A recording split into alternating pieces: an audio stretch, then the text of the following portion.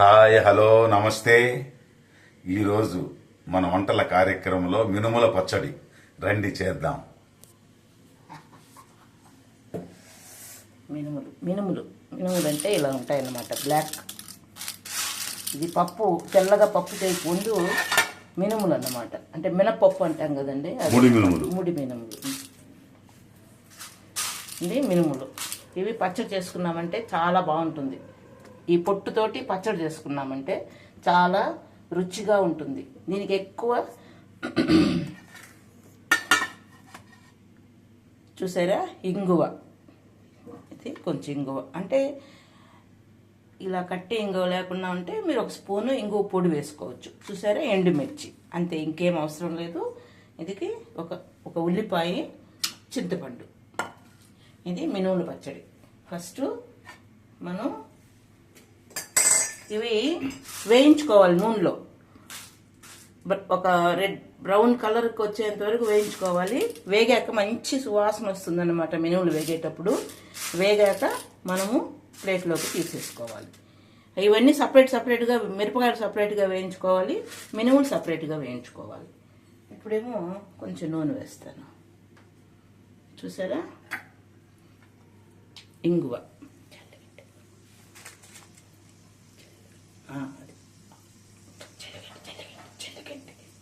జల్లు,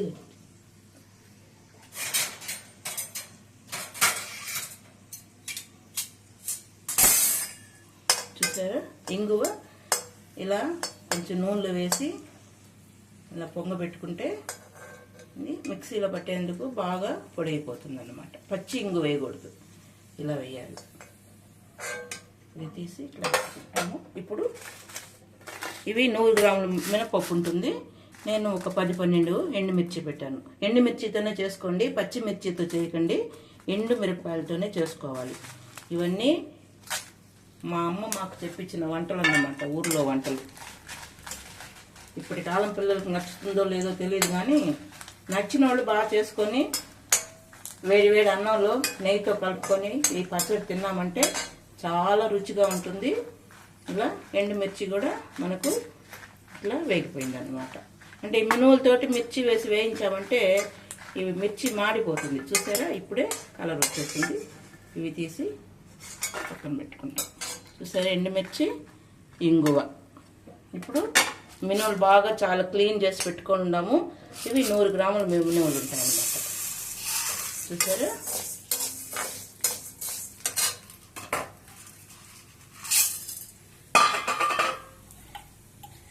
అందులో కొంచెం ఒక స్పూన్ నూనె ఉండింది కాబట్టి ఆయిల్, ఇంకొక స్పూన్ ఆయిల్ వేస్తున్నాం. చాలు, ఎక్కువ ఆయిల్తో పని లేదు. చూసారా ఇలా కొంచెం నూనెలో వేపుకోవాలి. వేపుకునేదంటే ఎలా తెలుస్తుంది? బ్లాక్గా ఉన్నాయి కదా అని అనుకోవద్దు. మంచి వాసన వస్తుంది, సువాసన, గమగమ వాసన. లేదు ఒక పప్పు తీసుకొని మన నోట్లో వేస్తున్నామంటే పట్టుకుని సౌండ్ వస్తుంది, అంటే వేగిపోయినట్టు లెక్క అన్నమాట. ఇది ఇంతే, స్టవ్ ఆఫ్ చేసేసాను. ఇది వేగిపోయాయి అన్నమాట. ఇప్పుడు ఈ ప్లేట్లోకి తీసుకుంటాం. ఇది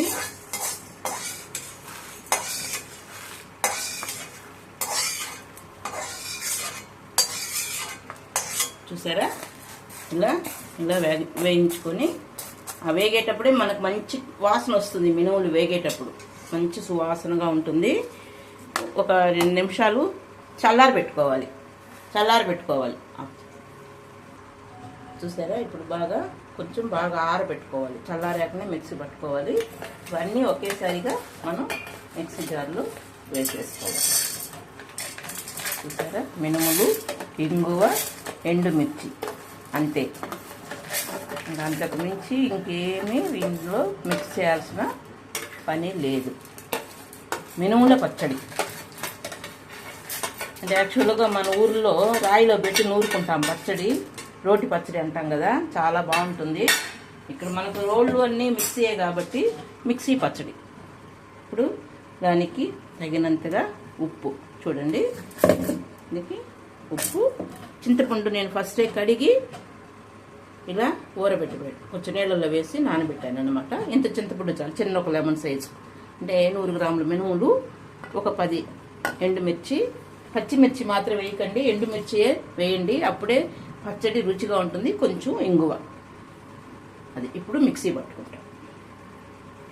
ఇలా చూసారా, మిక్సీలో ఇలా పట్టుకోవాలి. అంటే మరి మెత్తగా పచ్చడి చేసుకున్నామంటే బాగోదు, కొంచెం ఇలా కరకరలాడుతూ ఉండాలి అంతే. చింతపండు, ఉప్పు, ఇంగువ, మినుములు, ఎండుమిర్చి, చాలా రుచిగా ఉంటుంది పచ్చడి. వేడి వేడి అన్నంలో నెయ్యి వేసుకొని మిక్స్ చేసుకొని తింటే. ఇప్పుడు ఈ ఉల్లిపాయలు అనేటివి మీ యొక్క ఛాయిస్.